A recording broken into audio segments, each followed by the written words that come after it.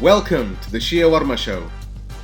The only show that ain't boring and actually discusses real stuff in complete depth. So fasten your seatbelts and we're not playing, so just get ready. You ready? Okay. I'm me and she's she. And if you don't know us, that's your problem, not ours. So let's do this.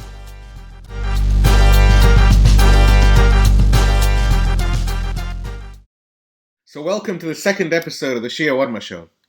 So Kath, what are we talking about today? Today we're talking about Daesh in Iraq and how Daesh militants have actually used kids, surprise, surprise, as human shields. Kids?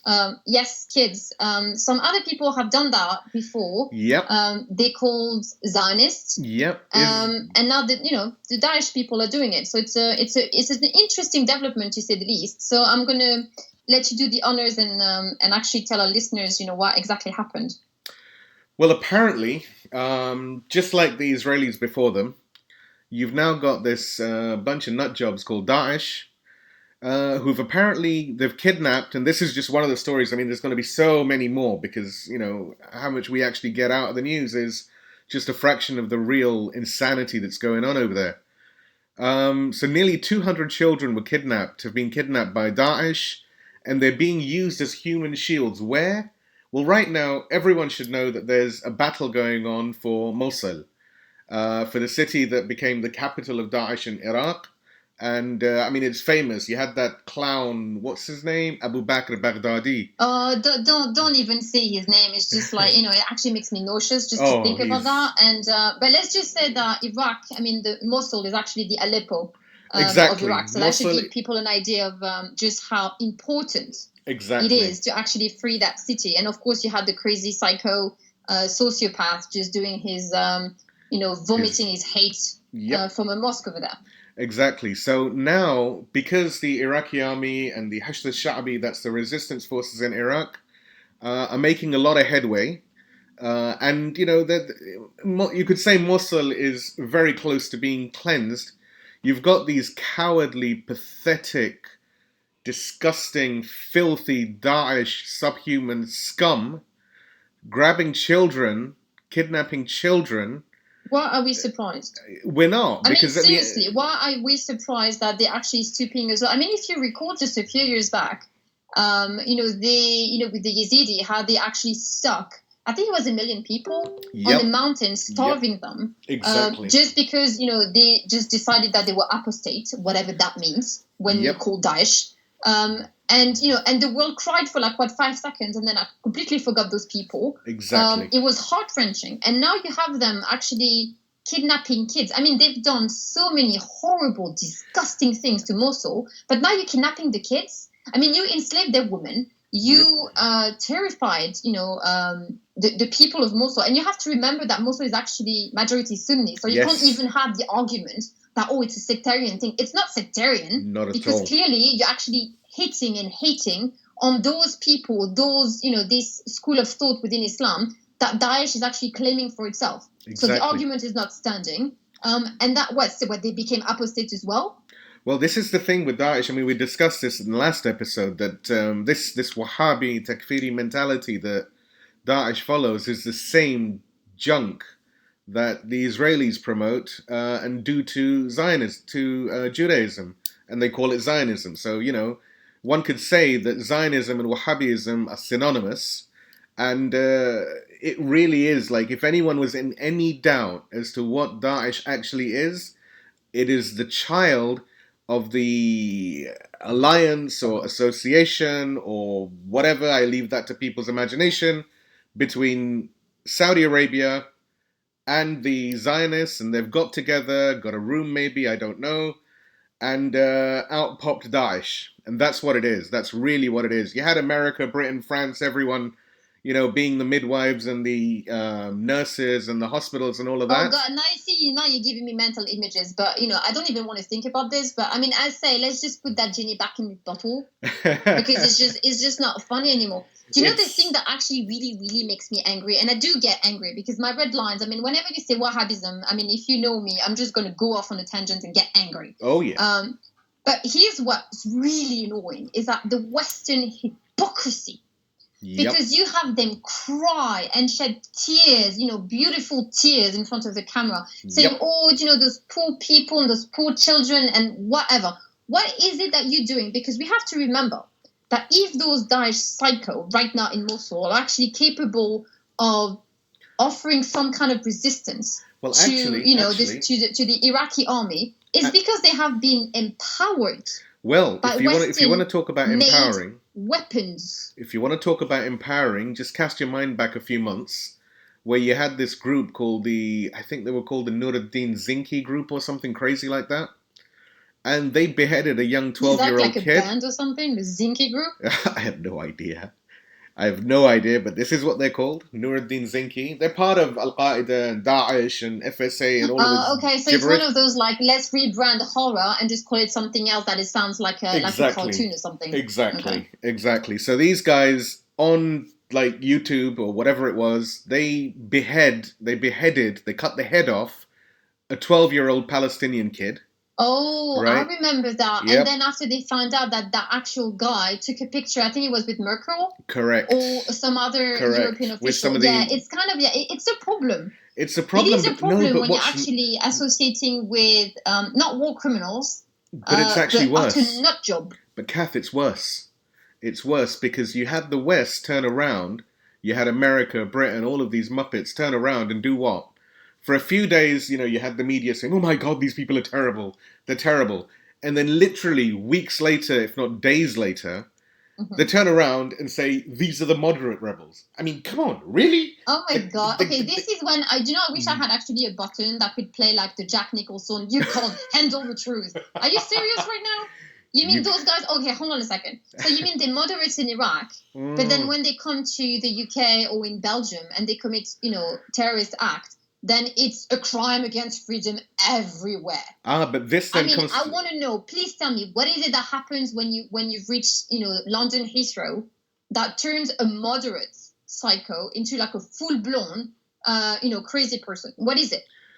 Do they give you something at the airport? Or is it just like because he's having withdrawal from Captagon and he couldn't have his dose so that he just went on full-on crazy? I think this is a question that the audience can maybe comment about in the comments below. So, if you guys are listening, if you know what happens to these nut jobs, feel free to stick something down in the comments. That would be really good because we've sat down, we've tried to think it through, and not just in this episode, we've actually talked about it at length, and we don't understand. So if you know the answer, if you're if you're one of the politicians that says these people are bad and then shuts up about them, put a comment down. Tell us, because, we'd love to know, and maybe we can even invite you as a guest. Yeah, and if you're one of those guys that were actually clapping when the white helmets, got an Oscar, just don't even bother. Don't even listen, because we're actually not the people that you want to listen to, because we're not the right kind of Muslim. We're not the right kind of people, because we have problems. Well, we're considered crazy by some. Yeah, it's not. They don't call us crazy. There's another word they're using, but I'm not going to say it. It starts with an R. Yes. But we're not going to go there. We're not going to go there. We don't say these things ever. But have you noticed something? This is where it gets very, very sort of insidious and nasty. The Western hypocrisy towards these institutionalized war crimes and crimes against humanity, right, is kind of insane, because just like you said, with one face they'll condemn it, and with the other face they'll say nothing. Like when London has a problem, when London has an attack, and that was tragic and terrible, you have the Eiffel Tower, being made just, all the lights get switched off and everyone's in mourning. Yeah, I remember that. Right? That was just, look, don't get me wrong. I think we should condemn terrorism whenever. It doesn't matter who's the target, because it's just wrong. Nobody's disputing this or even disagreeing that, yes, we should all do, we should all condemn, we should all up in arms and reject it. For Absolutely, sure, no problem. But the thing that really annoys me and gets me and actually pisses me off is that there's double standards, and there's a form of latent fascist ethnocentrism that is just not working anymore. You can't just assume that because it's happening in Iraq, then it's cheap and it's okay for people to die, because this is what they've been doing for 14 centuries. Exactly. No.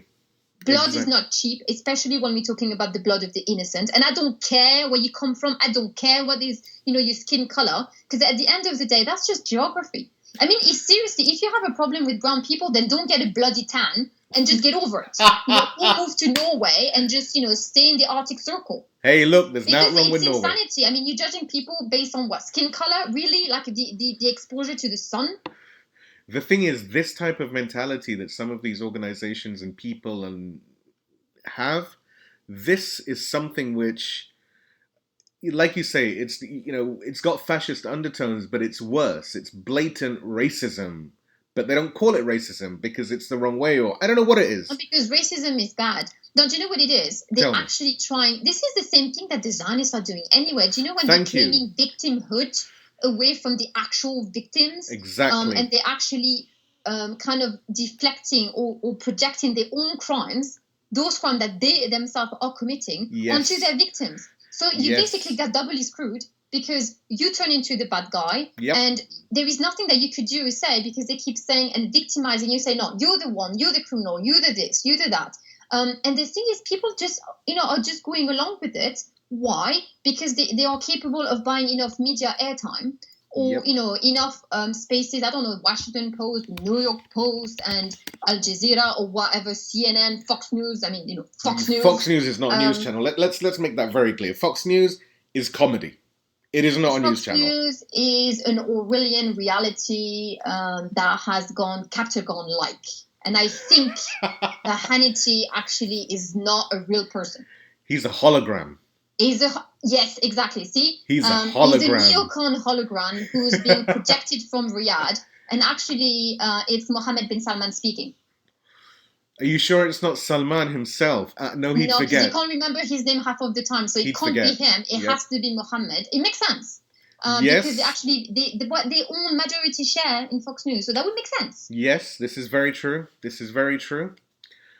And, on that note, which actually is quite sobering, given that the show is a little bit satire and all this sort of stuff, this is a sobering point. Are we? Are we doing that? So people say that we're satire, right? I don't know. Anyway, but the thing is, on that note, which is actually quite sober, that is Mohammed bin Salman actually Hannity? This is a question that needs to be answered. So yes, I said bring a DNA sample. Let's just take it. I think if Mohammed bin Salman is actually watching this, he needs to make a comment, and he needs to testify. Yeah, I'm just in between you and me, and I'm just going on a limb here. I think that the title of the show itself would scare the crap out of him. Hey, look, come on. Sandwich. He doesn't do. It's not halal for him. See. So I doubt that he can't. He's not doing all kind of shawarma for sure. No, he doesn't like Shiawarma, and let's hope he doesn't taint the shawarma. And on that bombshell, ladies and gentlemen, we're gonna cut to a break, and we're gonna come back in the second segment in just a few minutes. Thanks a lot, and see you soon.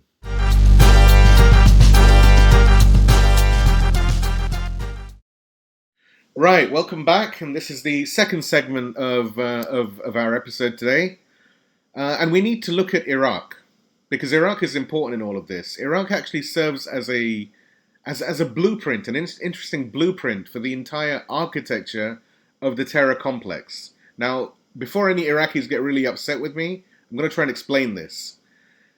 Terror acts, the way they are right now, they need a national power. They need a parasite. They need and they seek to embed themselves within state institutions to manifest a new reality. You could call it the ultimate genocide if you think. If we link this back in history to people like Muawiyah and Yazid, both of those suckers, both of those guys hit the same countries as Daesh. That is Iraq, Syria, and Iran, and Yemen. Now, is this a coincidence? I don't know. No. I'm going to answer that. No, it's not. But, just there's one thing that I actually wanted to say earlier, and I just didn't. Okay. Because I think that we need, credit is due to the Iraqi people and Ayatollah Sistani. Because if Iraq today is actually standing, seriously. I mean, I know that Iran has help. I'm not trying to deny that. Yep. But it was Ayatollah Sistani actually who managed to unite Sunni, Shias, Yazidis, and all the rest of them Christians. Definitely. And actually tell the people and actually act, I would say, as a kind of a national rallying flag, Yep. and tell the people to get over whatever issues they had, if they had any, and actually going and fight for their country. And I think that's important, because if you recall, the same message is actually being said and sent from Lebanon. I mean, Sayyid Hassan has been saying this for like decades. That we need to get over whatever it is, and speak resistance regardless, because when an oppressed is being oppressed, then you just rise up. And it's interesting that Ayatollah Sistani has managed to actually offer cohesion at a time where everybody was actually selling Iraq down the river. Absolutely. And literally everyone was selling Iraq down the river. If you remember, after the debacle in 2003, when Iraq was bombed to hell, the arrest and murder of Saddam, and rightly so, don't misunderstand, Saddam was a piece of shit. Let's being polite. Let's call him what he was. And after that, you have the madness called Daesh, the Saudi-Israeli sponsored Daesh. All of these things are being pushed with America literally pulling the puppet strings in the back. And actually, when I say that, there's a really awesome quote that I'm going to have to quote right now. Now that we've mentioned America's role in reinforcing, Daesh, al-qaeda, blah, blah, blah, there's a beautiful quote from someone called Ayatollah Imam Khamenei.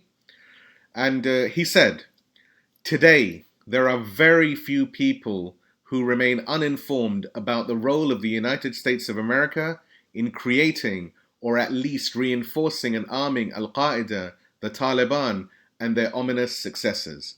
Now, what can I say? What can you say? Can I just do like a really quick disclaimer? Because hey, sure. I think we need to warn our listeners that, we're going to be quoting this man, Ayatollah Ali Khamenei, quite a lot. Because to be fair with you, and I don't care what people say, they want to say it's... it's sectarian, it's this, it's just, it's politically motivated. I don't really care, to be fair with you. Ayatollah Khamenei whatever is it is not that sectarian. You want to go through. But I'm going to say this. He's not the only one, but one of the only figure right now in the world that actually has sanity and makes sense. And the thing is, I actually do value intelligence and integrity. And when I look at Ayatollah Khamenei, that's all I see. That's literally all I see. So now I'm going to be quoting someone else and say that all I see is beauty. But a little bit.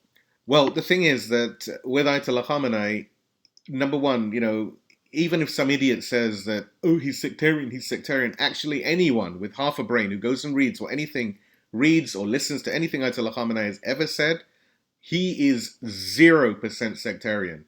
He is interested in humanity and in Islam proper. Exactly, so, because his message is that of Islam. So there could be no sectarian. There could be no ostracization or victimization or whatever. Exactly. And this is, this is something really important. And actually, when we talk about this idea of ostracization, sectarianism, manipulation, and all of this, I want to bring in, we've got a really special guest today. Now, over here, we don't really mention names. I know I've mentioned Kath, but that's just a generic name. It may not even be the name of the lady, but who knows? She's she at the end of the day. I'm undercover. I'm a ninja. Ah, she's a ninja. So, but on that note, I want to introduce our guest for the day, and that is, we're going to call him the Doc. He doesn't need to be known as anything else. If you know him, you know him. If you don't, ain't no thing. Doesn't matter. So, Doc. And if you do know him, you're actually quite lucky. Well, this is also the case. So, Doc, welcome to the show. How you doing? Thank you. I'm doing great. How about you guys?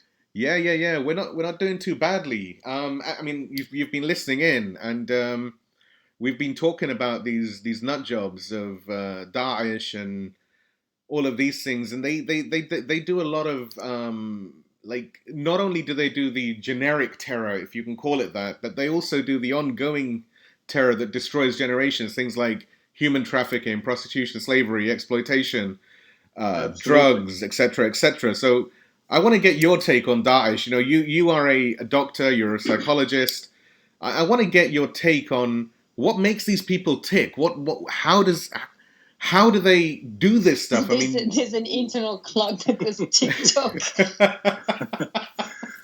Okay, first of all, let's start with Daesh. The first time I actually saw the image of a Daesh member on the television. Okay.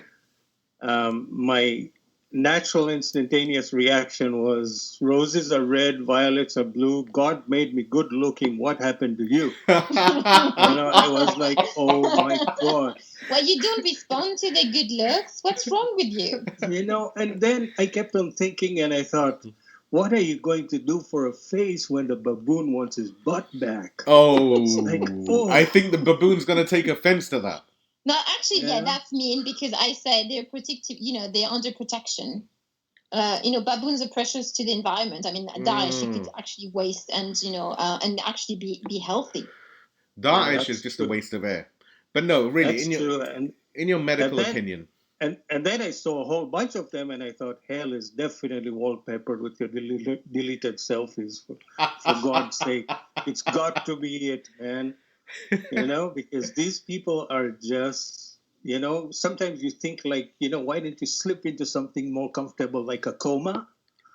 But that would be awesome. We could, what we could do? Here's the thing. Maybe they're looking for a cave. We could help them. No. The cave, they could just stay there. No, both of you guys are wrong. The problem with Daesh is as long as they're breathing, they're a threat to the environment. Think about it. God forbid someone has cancer, right? You're a doctor. You can tell me if I'm wrong over here. Even if that cancer goes into remission, if it isn't removed completely, there's a risk of it waking up, right?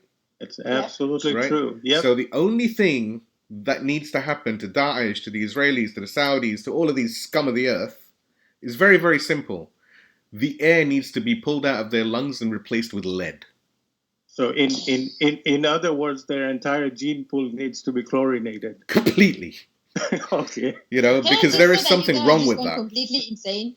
I mean, and I'm not talking about things like, people might turn around and say, oh my God, this man is talking about something like the final solution. We're not calling for genocide. We're talking about the ideology. We're not talking about the people that actually lives the ideology. We're just saying that the same way that Nazism had to go, those cycles have to go. I mean, the whole claim that is them, the house that they actually sit on.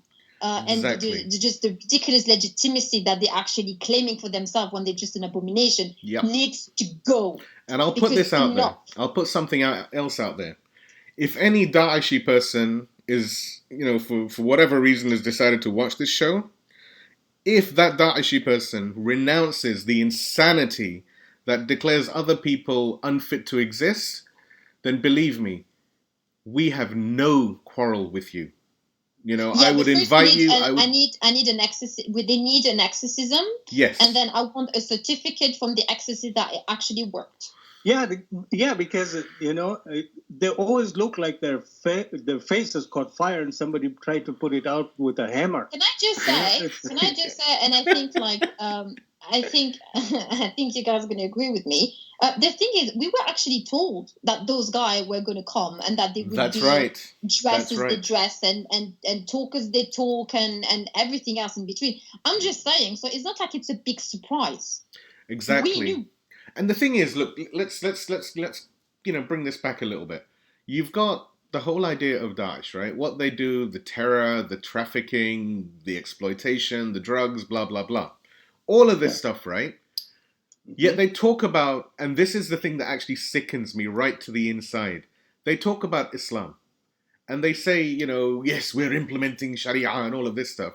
And then you have idiots over here in our part of the world, in the West, who turn around and take that as Islam and suddenly start making all sorts of crazy claims and things that, Islam is going to do this. Guys, Islam is not Daesh. We have a historical precedent. There was this guy, what was his name? I think his dad was called Abu Sufyan something. Yes. His name was Muawiyah, if I recall. He had a son too called Yazid, and I mean the two combined did some pretty nasty stuff in their own time. Yep. And if I recall, I mean, I think they were the one that came up with the beautiful idea of dressing themselves up into Islam and said, we are the legitimate ruler of. Although it's interesting you say that. And then it went down like pear-shaped real quick. It's interesting you say that because when we're talking about Yazid, there's a very interesting event that happened in his life after the event of Karbala, where Lady Zainab was in his court and Yazid was prodding the head of Imam Hussein, and he said that the family of Hashim played a game. There was neither any revelation. Family of Hashim is the Prophet's family. They played a game. There wasn't any revelation or any news from God. It was all a game to try and get power, right? And today, the inheritors of Yazid, the Saudis, and all of these scum of the earth, they're saying the same thing. They have no concern or interest in Islam. These are just the scum of the earth, and the sooner their end comes, the better. Let me address. Yeah, let me address this notion. They say that they're Muslims and they quote Islam at every juncture. Yep. Basically, going to the mosque or reading the Quran doesn't make you a Muslim any more than standing in a garage makes you a car. Well said. I like that. Cool. So this notion about we read the Quran, and have you seen them pray? No, I can't say I have because there was a picture of them. Okay. And there were 6 different directions. Oh yes. I remember that. But this is because they might be some confusion in their head because again, they're under the influence. So they might have might have been doing, but there's a few people that do that too. Under great stress, they tend to talk to people, but they're in fact talking to pillars. So it might have been the case where they were just under lack of sleep. Yeah. I can say that yes, when people are I think you can attest to that. Yes, I can. Let's just not go there. Yes, because you have done Let's that. just not go there. Let's just look. I'm just all I'm saying saying, that, when you see a pillar next time, it's just not a person. Right. All I'm saying is there is a lovely man in a lovely country who I loved for 45 minutes. And he knows who he is. And I think he's my half brother. I think he is your half brother. I'm not going to say anymore. But he might be. And on that bombshell, I think we're running out of time rapidly. I want to thank everyone who's watched the first episode, and I really want to thank the guys who gave us feedback. We're trying to adapt the format to your recommendations. And we're going to have another show, hopefully, on Sunday. This show was ad hoc because our previous show was a very quick and dirty mashup. This one is slightly closer to the real format. Again, we really do value your comments and your feedback. But be kind. So tell us what's wrong with us, but nicely. Yeah, I mean, what you can do is if you want to be harsh, come and find me and tell me directly, because I'm cool like that. But they don't know where you are. No one knows where I am. Maybe you're hiding behind a pillar, that's the thing. He's living behind a pillar. Even I don't know where I am. This is the problem. Because all I know... This is like what you would like people to think, because I know you're undercover. I know it for a fact. You're handling people. This is what you do for a living. I could be handling you. But remember, if you're harsh to me, there's always the next show, and I'm going to be in it. I do now. I'm sorry. Like, who made you boss here? I think the doctor is he's pulling rank in terms of his educational credentials, but he doesn't realize we could both be doctors as well. Well, yeah. On that note, I'm a wannabe PhD. Wannabe. And God willing, you will be. And on that bombshell, I would like to thank the good doctor for spending the time and actually coming along. He's the only guy with a PhD on the show, I'm just saying. Absolutely. And what I also want to do is I want to make a quick shout out to one of these organizations that has really been working hard to make sure that what the Wahhabis and Daesh and all of these scum of the earth have been trying to wipe off the earth is not wiped off. And that is an organization you know very well. It's called Baqi.org. There are some people... I know those guys, and they're doing awesome work, because I have to say that when we speak Daesh, we need to speak about the disappearance of the world religious heritage. Definitely. So those guys actually stand not just for the Muslim heritage, they actually stand for the world religious heritage. And I have to just seriously credit to them, because they are doing an awesome job under very difficult circumstances, because a lot of people are giving them a lot of hate because they have decided to rise above differences. Exactly. And I think that it's seriously, all credit to them. Absolutely. And with that, we have a final question on which we'll end the show. And this is a real question that we should all be asking. Why is there so much hate? And why is there so much time and energy spent towards the annihilation of nations? The answer is given really beautifully and really eloquently by Another very nice person by the name of said Hashim Oh, not al-Haidari. just nice. I said like awesomeness in Absolutely. a bottle, honestly. No, And because that video I have seen and it just gets you because exactly. it's what I call. You know, a lot of the time people ask, "What is Islam?" Yes. Okay, and he gives the answer. Exactly. And this video has been put together by the lovely guys at PureStream, and that's a little shout out to our friends over there. And I'm clapping because we love PureStream. We do, we love PureStream. And on that bombshell, ladies and gentlemen, thank you very much. We'll be back again very soon with sandwiches and biscuits, and you'll have to bring your own for yourself because we're not sharing. And with that, take care, look after yourselves, and keep loving the Shiawarma. Take care. Bye.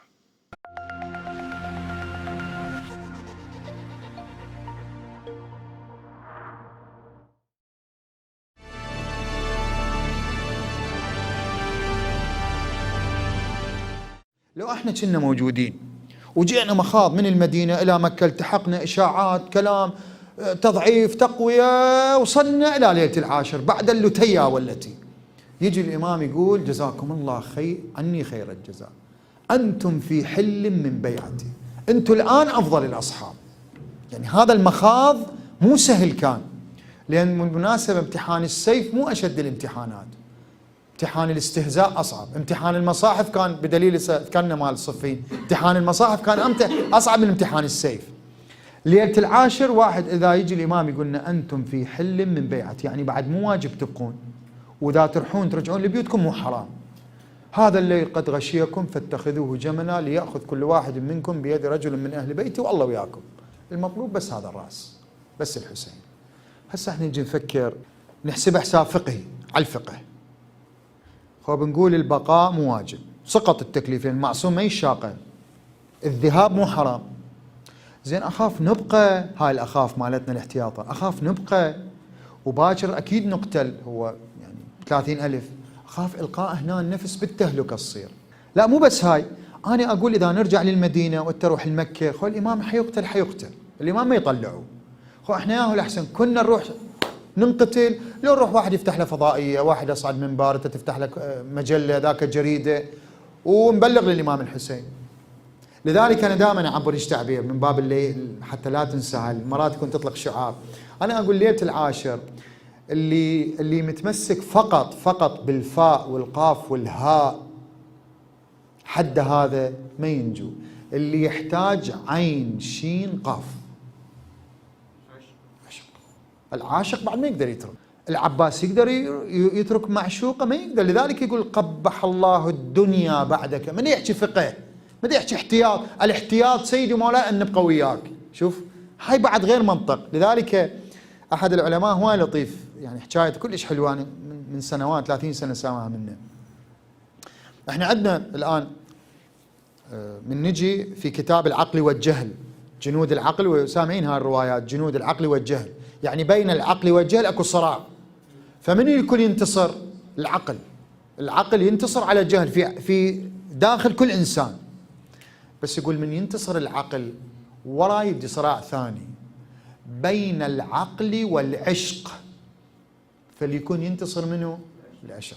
من نحسبه حساب عقل وفقه وكذا، ليلة العاشر مو واجب نبقى، بل يجوز مكروه وخاف القاء النفس بالتهلكة، ونقدر نروح نبلغ وما وجب علينا وما حرم علينا نترك. نعم اللي يترك مو حرام منتهين منه، وقد هو في الجنة في أعلى عليين، بس أين أن تترك وأين أن تبقى؟ أنا باعتقادي تصوري، طبعا أنا ما واصل هالمرتبة أكيدا، وأتمنى ندعوا لي وأدعي لكم. أنا باعتقادي في ظهور الإمام المهدي نفس خيمة عاشوراء أكو خيمة الظهور، يعني أكو طبيعة نفس الطبيعة، أن اللي يوصل مستوى من قادة الإمام من خلص يكون عنده هيك مستوى، مو مستوى صلاة وصوم وإلا آية الله ومدري إلا مدري شنو إلا دكتوراه وإلا بروف، لا مو هاي النقطة واصلها. عنده عشق عالي مع عقيدة طبعا، يعني مو عشق، شوفوا العشق والحب أكو حب قبل العقيدة، عواطف واهية، مثل أهل الكوفة قلوبهم معك سيوفهم عليك، هاي ما تفيد، يعني ما تكفي وتوفي. بس اكو عشق وحب بعد العقيدة. هاي أصحاب الإمام